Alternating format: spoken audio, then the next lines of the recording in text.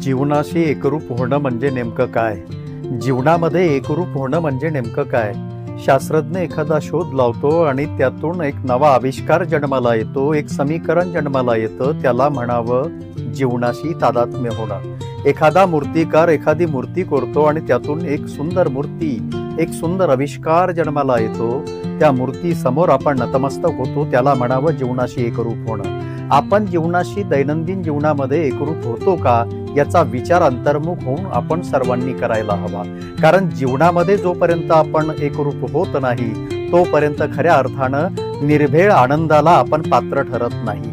आणि आपल्या हातून ज्या ज्या गोष्टी म्हणून त्या ठिकाणी होतात, त्या खऱ्या अर्थानं घडत नाही. आपण फक्त आर्टिफिशियली त्या ठिकाणी असतो. फक्त आपण पुतळ्याप्रमाणे उपस्थित असतो.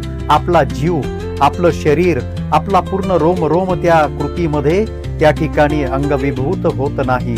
त्या ठिकाणी उपजतपणे आपण प्रेझेंट राहत नाही आणि म्हणूनच आपण दुःख आपल्या पदरी पडतं आणि जो आदर्श आपण आपल्या जीवनाकडून घ्यायला पाहिजे तो आपल्याकडून घेता येत नाही आणि असंच पुढं जीवन जगत बसतो आणि शेवटी आपल्या हातून काहीच घडत नाही आणि या जगातून आपण चालते होतो.